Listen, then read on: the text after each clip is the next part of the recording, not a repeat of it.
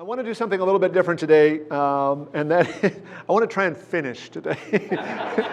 We've been working through this outline for the last couple of weeks, and what I want to try and do today is just quickly work through the rest of the outline so that we can set our sights on what we want to do for the rest of the series, right? We've only got a couple of weeks left after this one, and I'm happy for us to go in a variety of different directions. We can spend some time after we look at the contents of the prayer book. We can look at the history of the prayer book and how we got the particular prayer book we have now, the relationship between the American prayer book and the English prayer book. We can go back and look at specific services and kind of do a deep dive into particular sections of the prayer book. I'm happy to go wherever we want to go, but I don't want to spend the rest of our time just going through the outline of the prayer book and talking about the table of contents. So let me suggest that today I move a little bit faster than I have for the purpose of getting us to a point at which we can set our sights on the rest of the series and ask ourselves, where do we want to go next? What might we want to spend a little bit more time on? That sound okay? Okay, great. Thank you. So with that in mind then, I think we got last week to the point at which we had talked about the prayers, the collects of the church year. We talked about the observances for Holy Week, the heart of the prayer book, the great vigil, kind of the relationships between those. I had just started talking about baptism and Eucharist, and I talked about the connection between baptism and Eucharist and the Easter Vigil in terms of discipleship. The Easter Vigil really being that point at which discipleship, the life of discipleship is kind of grounded. That's the starting of the life of discipleship. Baptism is the incorporation into that form of life, that way of life. It's the incorporation into the community that practices that way of life. And then the Eucharist is that which sustains us on our journey as disciples. I think that's about where we left off. Does that sound okay? So I'm going to start on page 2 then. So if you turn the outline over, you see the first 2 sections there are really both about ordering the life of the church. The pastoral offices and the episcopal services both bear on the life of the community that lives in light of the resurrection of Jesus Christ, right? Thinking back now to the extent to which the resurrection is that which shapes and guides and directs Christian worship and Christian faith and practice.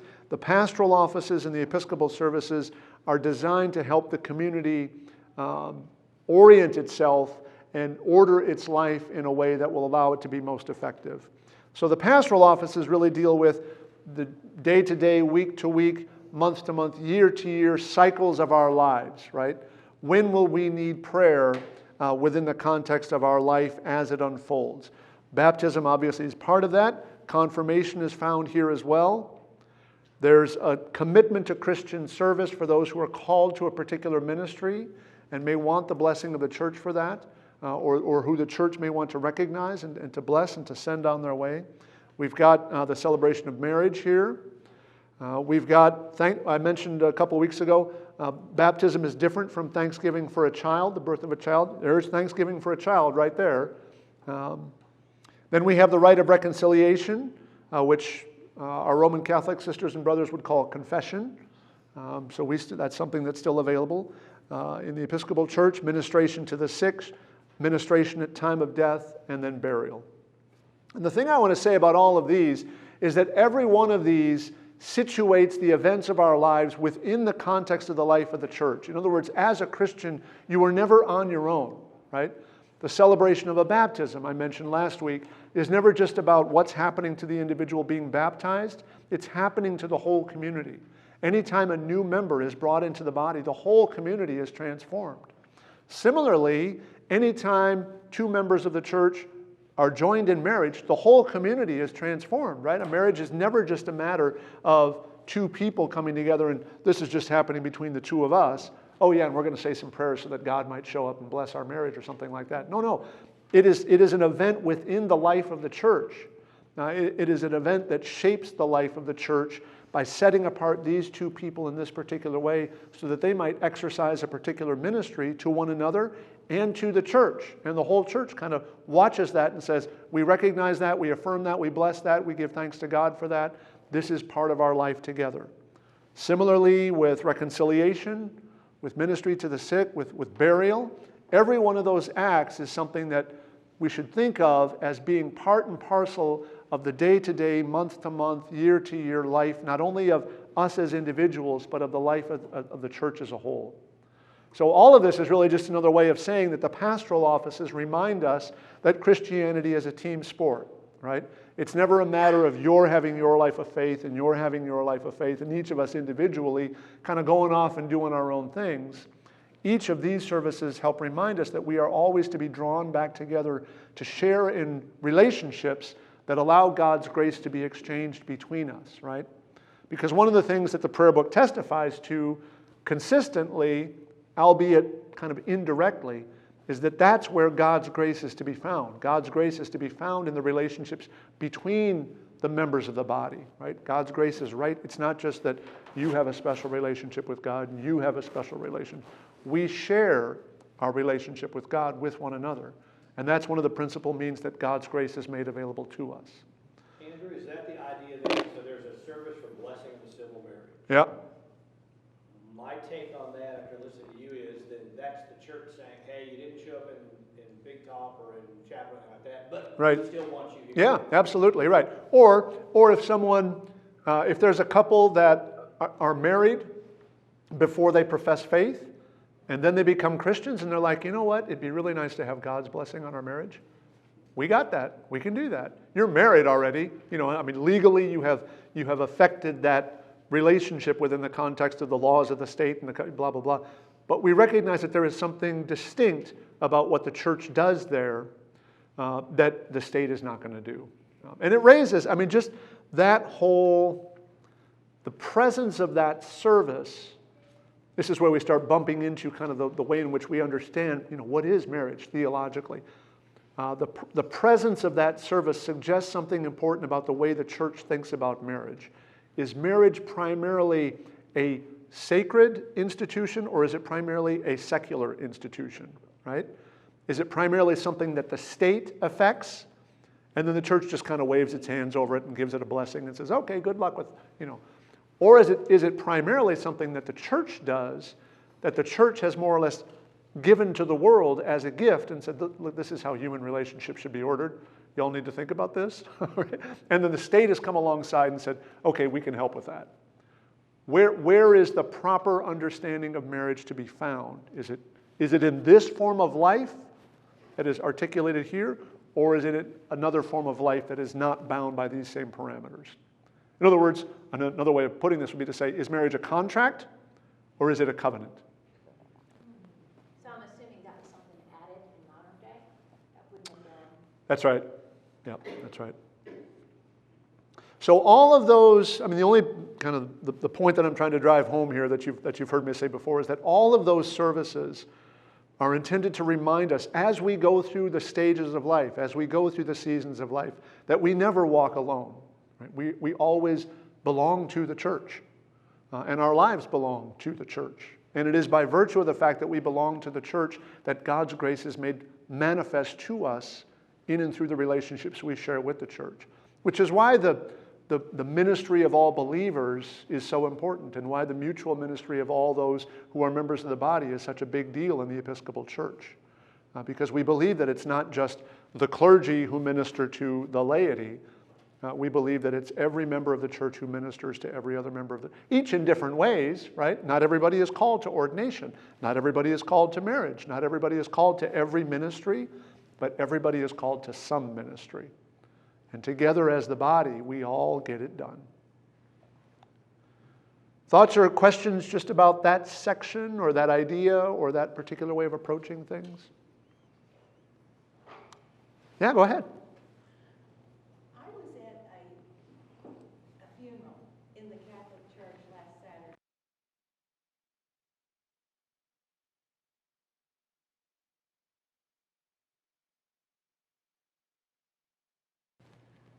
And if you'd like a blessing, you can come forward for the other people. Do you have any idea why that is with the Catholic Church, not welcoming people to the table? Yeah, I do. The question was, for those playing at home, the question was, what's going on in Roman Catholic churches when some people are invited to communion and other people are not, right? It's a question of ecclesiology. How does the church identify itself vis-a-vis other traditions? For Roman Catholics, you need to be in communion with the Bishop of Rome in order to share in the ministries of the church. So a priest who is not in communion with the Bishop of Rome is not able to effect a valid Eucharist, is kind of a coarse way of putting it, but a not inaccurate way of putting it. So if you're a member of a tradition that is not in communion with the Bishop of Rome, then you really don't have any business partaking of the Lord's Supper because you're not quite fully aligned with the ecclesiology and the spirituality of that particular tradition.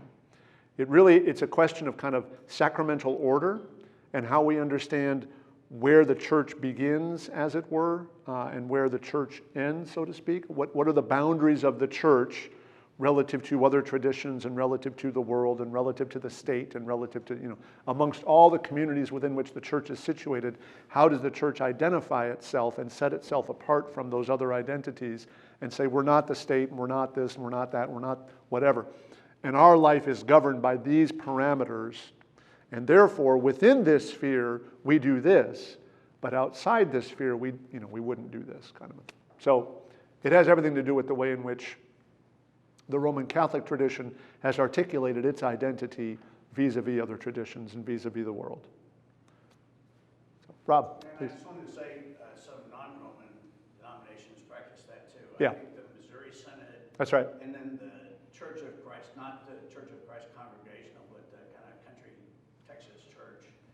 They just say stand up if you're a member of and you can have communion. So, in those, I think there's a definite sense that we're holier than thou.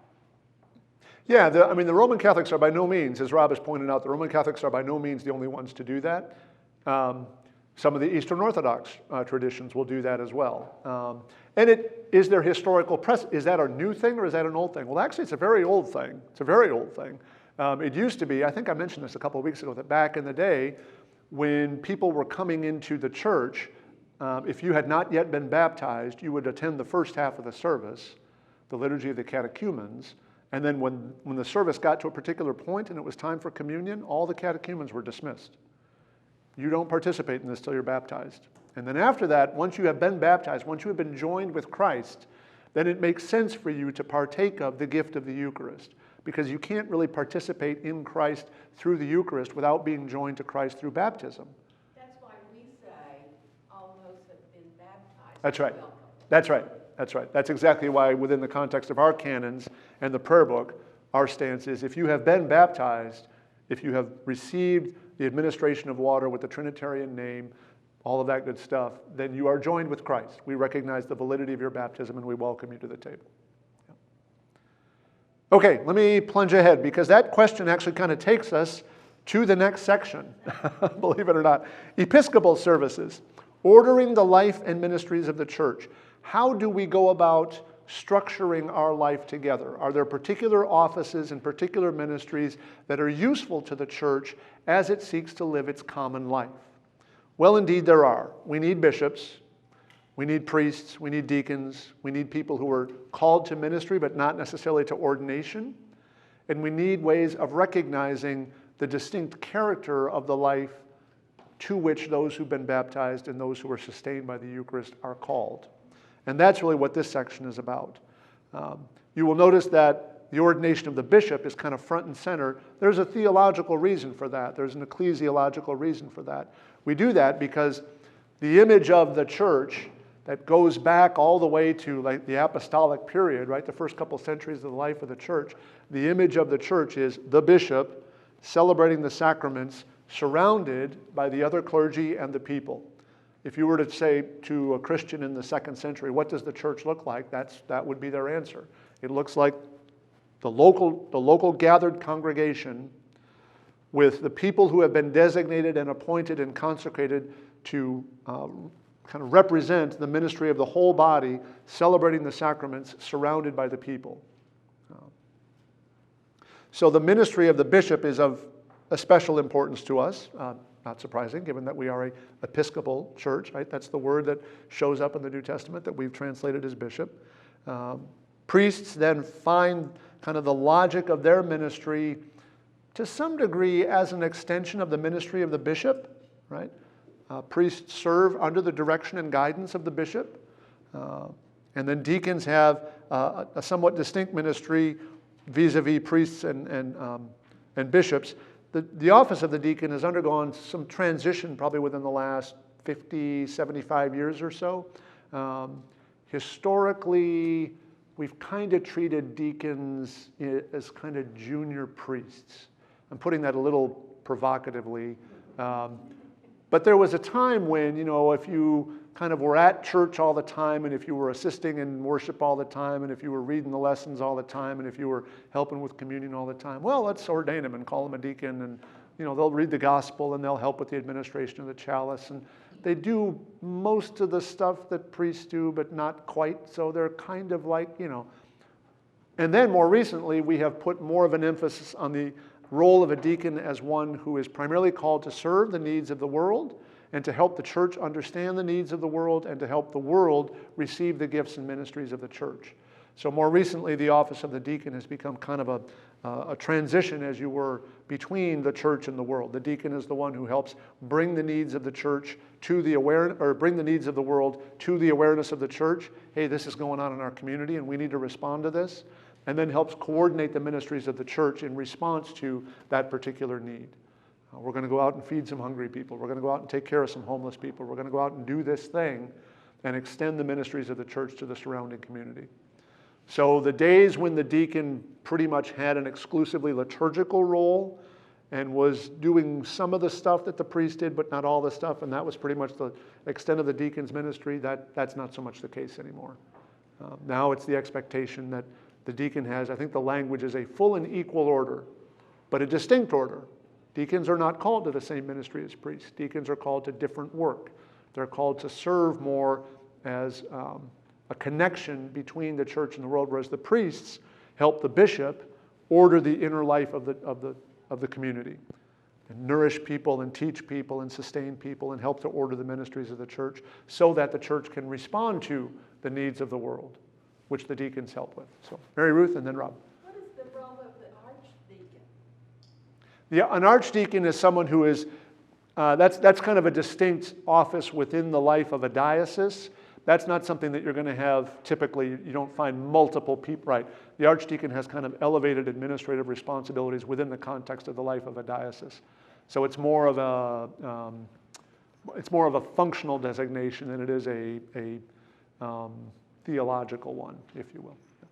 I hear a lot of good conversation about what deacons should do and that it is being more valuable.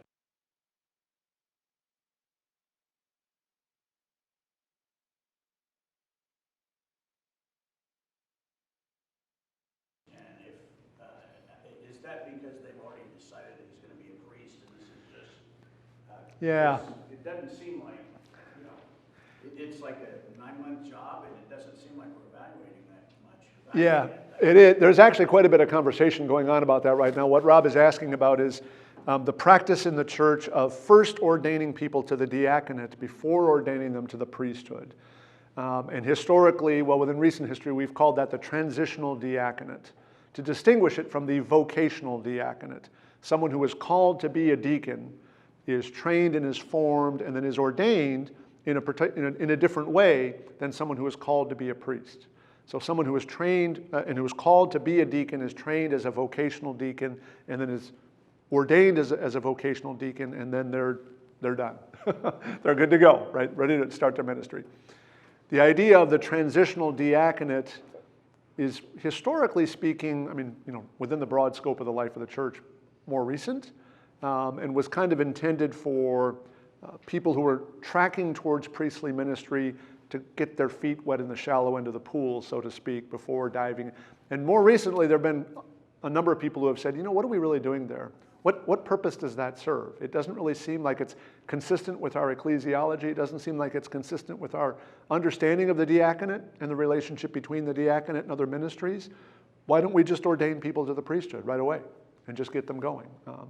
It is within recent history, it has been used as a way of helping prepare people for ministry while they're in seminary. Sometimes some bishops will want to ordain their candidates for ordination to the diaconate during their last semester of seminary so that they can be a deacon for 6 months while they're still in seminary. And then as soon as they're done with seminary, they get ordained to the priesthood and boom, they're ready to go. Other bishops will say, no, absolutely not. I'm going to ordain you to the diaconate. Once you've graduated, then you will serve in a parish as a deacon for 6 months, and then I'll ordain you to the priesthood, and then you'll be, quote unquote, ready to go. So the relationship between the two ministries, as we've gotten greater clarity about how we understand the ministry of deacons in our church, the way in which historically we have dealt with the relationship between priestly ministry and diaconal ministry has become a little problematized, shall I say. So, and you'll find different dioceses acting in different ways about that. So there's no consistency at this point. So some dioceses are really good about identifying deacons as those who are called to serve the needs of the world and to represent those needs to the church, and that's what deacons do. Other dioceses, they still might think of deacons primarily as a liturgical function. Well, I've been a senior warden and I've been the treasurer and I've been on grounds and and I've been all this other stuff. So now it's time for me to collect my consolation prize and be a deacon or whatever. So, not so much. Not a very healthy way to do that. So, okay. So that whole section, hopefully now you'll get a sense as to how both the pastoral offices and the episcopal services are about the regulation of the life of the community, right? How do we help the members of the community regulate their lives on a month-to-month, year-to-year, season-to-season basis? And how do we, within the context of the church, order the life of the church so that we can be sure that the church is always doing its work efficiently? Is there always someone who is available to help the church kind of ground its sacramental practice and to ground its teaching and to ground its ministry? Yes, indeed, there is. We call that person the bishop, and that's the bishop's job. And then are there other members of the community who are appointed to assist the bishop and to extend the ministry of the bishop into the local congregation? Yes, there are. We call them priests, and et cetera, et cetera. So each of those ministries is really only intended to kind of signify ministry, broadly speaking, to the whole church, so that other members of the church, every member of the church, can look at those ministries and say, I'm called to do something like that. I'm not called to ordination, but I really like what I see the deacon doing in the way that he serves the world, or the way that she serves that population, or the way that, something. I think God might be calling me to share in that work. Yes, indeed. Okay. Moving forward, the Psalter. You see that I have put here the first prayer book. This is the part where our worship most closely aligns with the worship of Israel. The church received the gift of the Psalter from Israel. We didn't make that up ourselves. That was something that we got from them. So the Psalter has helped to structure and to ground the life of Christian worship ever since the beginning. Because the first Christians, obviously, were Jews. And it was their worship that helped orient the church to its proper worship once we began recognizing that our worship needed to include adoration of Jesus Christ, along with all the ways in which Israel had been worshiping before. So the Psalter is the way in which we kind of bear witness to that legacy and the way in which we continue to receive that gift, a way in which the church continues to remind itself that we are, as it were, ingrafted branches, to use the language of the New Testament, and that we've been ingrafted into a vine that goes back much further than we do, and that is Israel. Prayers and thanksgivings. If you need it, we've got it. Prayers for the world, prayers for the church, prayers for national life, prayers for social order, for the natural order, for family and personal life, whatever. Whatever the occasion, whatever the situation, whatever the need, whatever the, anytime there's a need for the church to kind of come together and articulate what it means to worship God within the context of this particular situation, we've got something for that. So if you tie that back to the conversation we had a couple of weeks ago about the collects, I mentioned the extent to which that section in the prayer book if you turn over to the first page, first side real quick, right there in the middle, prayers of the church year. Over 100 pages of individual prayers designed to take you through the seasons of the church year. And then prayers and thanksgiving, another 30, 35 pages of additional prayers for particular occasions. That's a lot of prayers. And if you read through those sections, you'll become very conversant in the language of the church, the prayer language of the church. And then you won't have to worry about it anymore. Right? And this is what we were just talking about earlier before the class began. What do I do when I find myself in this situation or that situation, or I don't feel like praying, or I don't know what to say, or I don't know if God will hear my words, or what? Don't worry about it. We got it. Just open it up, start reading, start praying. Between the Psalter and the collects and the prayers and thanksgiving, I guarantee you will find something. You will find language to give voice to pretty much wherever you find yourself in the life of faith. If you find yourself feeling really down and frustrated and disappointed, there's a prayer for that. If you find yourself feeling very happy and thankful and full of gratitude, there's a prayer for that. If you find yourself needing prayer for a family or your family or what, there's a prayer for that. If you find yourself in despair over the state of our political culture and you want a prayer for them, there's a prayer for that. So prayers for every season and every occasion throughout the whole prayer book. Was that a set group of prayers to add? Well, there haven't been any new prayers added to this since the ratification of the 79 prayer book. I mean, we're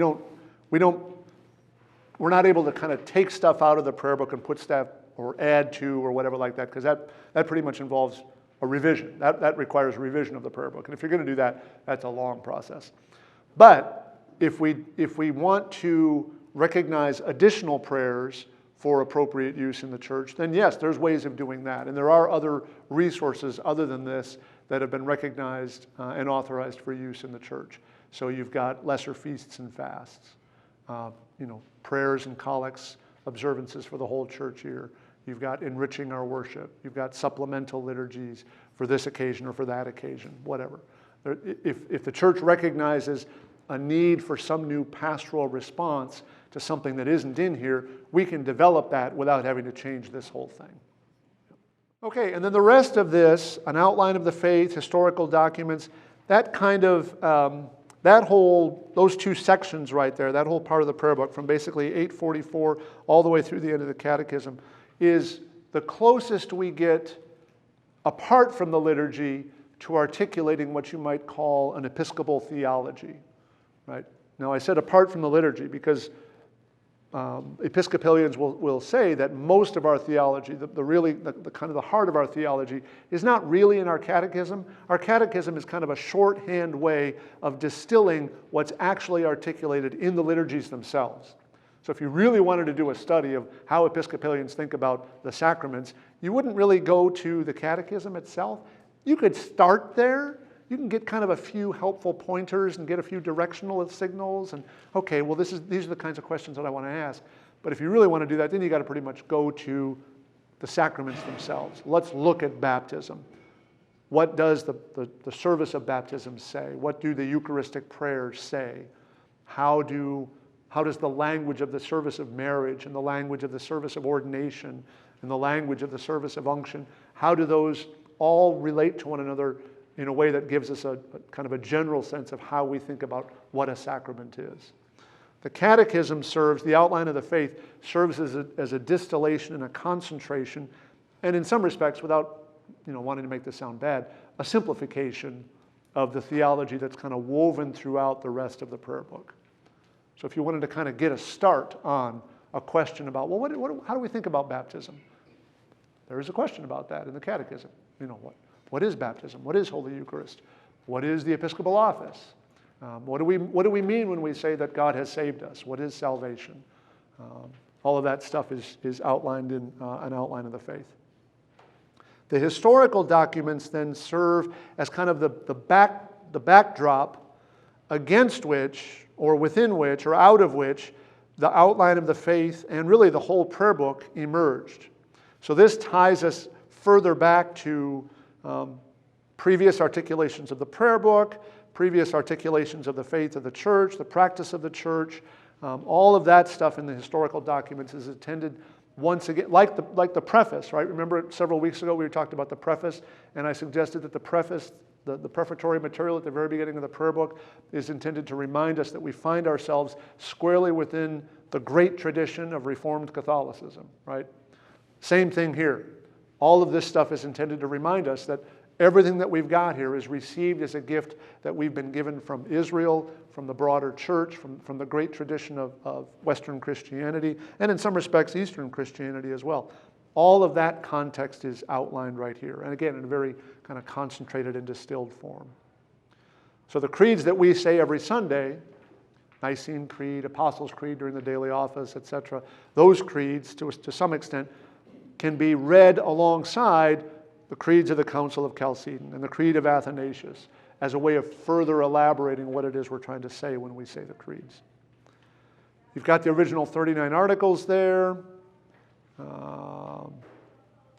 Chicago Lambeth Quadrilateral is a statement about the way in which we conceive of ourselves as church vis-a-vis other traditions. Gives us some kind of core identifying principles that are right at the heart of Anglican ecclesiology. When we think about ourselves as church, what do we think? How do we think about ourselves? Right here. This is the stuff you've got to have. So that's all background, historical background, theological background.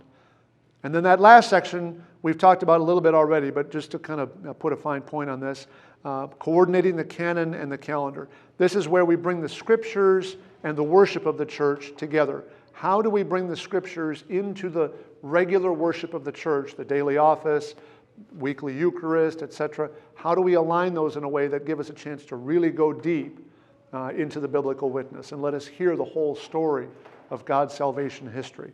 That's exactly what the lectionaries are designed to do. And we've got, as I mentioned before, we've got two different lectionaries. We've got a Eucharistic lectionary for weekly corporate worship. There's three different versions of that, year A, year B, year C.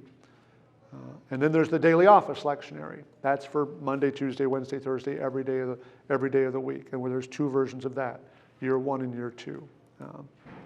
And that's, both of those are the way in which we've kind of taken the calendar of the church year and put it alongside the scriptures and collated them in a way that gives us an organized, disciplined way of moving through the church year, and also at the same time moving through and participating in and rehearing every year the story of God's salvation given to creation. Okay? There we go. So, in the few minutes we have left, where do we want to go from here? Do we want to go back and look at particular sections? Do we want to look at some historical context? What would be most helpful at this point? You want to talk about the spirituality of particular parts of the prayer book? Do we want to get right down to the nitty-gritty of the daily office? What would be helpful to you?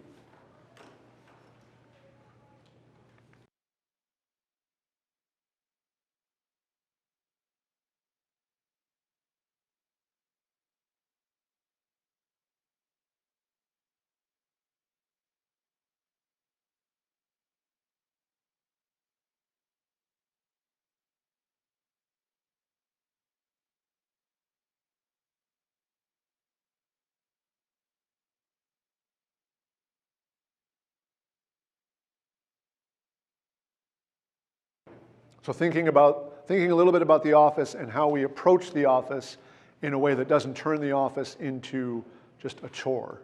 Yeah. Okay. Yeah, because if you don't really have a sense for how to do that, then the office can be onerous. My goodness. Other thoughts? What are other people interested in doing a little bit more work? And I will tell you what I will do if you give me free rein. Here's what will happen. We can certainly look at the office. I'm happy to do that. I will also give you some historical background and talk a little bit about how the English prayer book came about, and then how we went from the English prayer book to the American prayer book. I think that's helpful for Episcopalians to know. What's the relationship between this, say, and the prayer book of 1662 that is still the official prayer book of the Church of England? how are they different? How are they similar? How did we get there? Where were the kind of the benchmarks along the way? I'll spend a little bit of time talking about some of that. Happy to talk further about the spirituality of the office and other services. I mean, there's still, believe me, there's plenty to do. Mary Ruth. I'm looking at concerning the Psalter, the direct recitation, the Antiphonal? and the responsorial. Yep. The different, sometimes when you're having a service with a small group of people and you recite the Psalms, that you'll do this way, Yeah. that way. Yeah, And I think this is the first time that I've seen it explained. yeah, that's right. And then also the difference between hallelujah and the Hebrew hallelujah and the Latin form hallelujah. I didn't realize that either. Yeah. So I thought this was an interesting little section, just 3 pages. Yeah, and that's actually a good point. I mean, it's worth noting that every section here, and in some instances, just about every service will have a little section, 1, 2, maybe 3 pages that will say, concerning the service. And that will give you a little bit of historical background, give you a little bit of theological background, and we'll give you some instruction. Here's how you should do this. Do it this way for these reasons, right? It's appropriate if you do it this way and not that way. And the reason for that is this. I mean, everything about a liturgy should be intentional, right? Because everything about the liturgy should signify something about what's happening. Why are we standing here as opposed to standing there? Why are we standing as opposed to kneeling? Why are we sitting down now? All of that's supposed to mean something. But unless you have some sense as to what it means, you're likely just to kind of, what are we doing now? We're going over here. Okay, And that gets kind of weird when it starts to feel like that. So the concerning the services sections throughout the prayer book can give you a very good sense of what's intended within any particular section. Okay, that's helpful. I will track towards some work on the spirituality of the office and entering into the office. And I'll track towards doing some historical work on the background for the prayer book. If anybody has any other thoughts or questions, feel free to email those to me in the next, what was that? Sorry. If there's some time, could we go over the 39 articles? I know that's a big, huge topic, but. The articles, yeah, we can, yeah. That would be great. I might, yeah, okay, that's interesting. Let me suggest as homework for all of you, at some point, just read through the articles, the headings of the articles, and compare those to the headings in the outline of faith. That'll be an interesting background for a conversation about that. And then was there another question? Michael, did you have something you I did, about the Psalter. Yeah. I'd just be curious to know just more about that. As an example, when I'm doing my morning prayer, I'm using part of a specific psalm Yeah. that I just stumbled onto. Yeah. But I'm wondering is there some sort of organization or a trend Yep. within the Psalter Yep. that it could be divided into, I don't know, divided, but again, I just Yeah. want to know more about the inner workings of that. And why are there several books in the Psalter? Right. Because you'll if you read through the Psalter, you'll see a heading, Book 1. What's going on there? Yeah, Book 2. Yeah, and you'll also see 21st day, morning. What is that about? Yeah. So I'd like to just hear more about that. Okay, maybe we can weave that into the conversation about the office, since the Psalter is such an important part of the office, and then we can look at the historical background and maybe use that as a context for having a discussion about the articles. Okay, great. Thank you all again for being here. One quick question on the Psalter. At St. Michael, we used to do responsive recitation. Yep. We don't now. Is that every time there's a rector change, is that his or her decision to say this is how I want the service to be done? Yeah, yes. I mean, if the rector wants to kind of, impose a particular way of doing things for a particular reason, then that can happen. I mean, the fact that you've got 4 different ways of reading it evokes the question, well, why would you want to use any one of those 4 at any particular point in time? Are they all equally valid in every case? Actually, they're not. I mean, they're all valid, but what it is you're trying to do within the context of any given service may make it more appropriate to do this one as opposed to that one. So it becomes, as much as anything, it becomes kind of a pastoral question, and it becomes a liturgical question. What's going to be most efficient given what we're doing right now? So talking a little bit more about the rationale for why we would do any one of the 4 ways that are prescribed for using this altar can be part of the discussion that we have when we look at the office. Okay, thank you all for being here.